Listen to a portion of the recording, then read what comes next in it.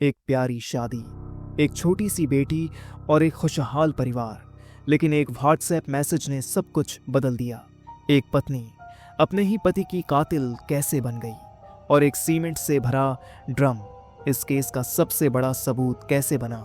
यह कहानी है सौरभ राजपूत की, एक मर्चेंट नेवी अफसर जो सिर्फ अपनी बेटी का बर्थडे मनाने के लिए लंदन से वापस आया था। लेकिन यह उसकी जिंदगी की आखिरी रात बन गई। सौरभ राजपूत 35 साल का एक मर्चेंट नेवी अफसर था। शादी हुई थी मुस्कान राजपूत से। साल 2019 में उनकी एक प्यारी सी बेटी भी थी। सौरभ अपने काम के कारण महीनों तक समुद्र में रहता था, लेकिन जब भी वापस आता पूरा वक्त अपनी बेटी और पत्नी के साथ बिताता। बाहर से सब कुछ परफेक्ट दिखता था, एक परफेक्ट हस्बैंड, एक परफेक्ट फादर, लेकिन मुस्कान के दिल में कुछ और ही चल रहा था। नवंबर 2023। मुस्कान की जिंदगी तब बदल गई जब उसके बचपन का दोस्त साहिल शुक्ला दोबारा उसकी जिंदगी में आया। व्हाट्सएप ग्रुप में दोबारा बातें शुरू हुईं। पहले दोस्ती, फिर हंसी मजाक, और फिर वो हंसी मोहब्बत में बदल गई। साहिल और मुस्कान दोनों शादीशुदा थे, लेकिन धीरे धीरे दोनों छुप छुप कर मिलने लगे। मुलाकातें बढ़ीं, फिजिकल अफेयर शुरू हुआ, और फिर एक खतरनाक प्लान बना। मुस्कान ने सौरभ को मारने का प्लान नवंबर 2023 में ही बना लिया था, लेकिन उसे सही तरीका नहीं मिल रहा था। पहले कॉफी में स्लीपिंग पिल्स मिलाने की कोशिश की, लेकिन असर नहीं हुआ। फिर चाकू से हमला करने का प्लान बनाया, लेकिन हिम्मत नहीं हुई। और तभी उसके दिमाग में एक खौफनाक आइडिया आया।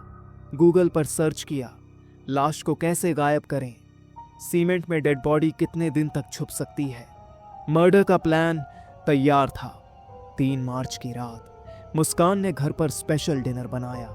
लौकी के कोफ्ते जो सौरभ को बहुत पसंद थे, लेकिन इस बार इन कोफ्तों में सिर्फ प्यार नहीं था, बल्कि कुछ और भी था।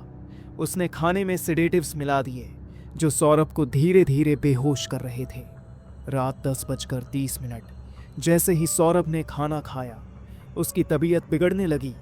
रात 11 बजे तक वो बिस्तर पर बेहोश था।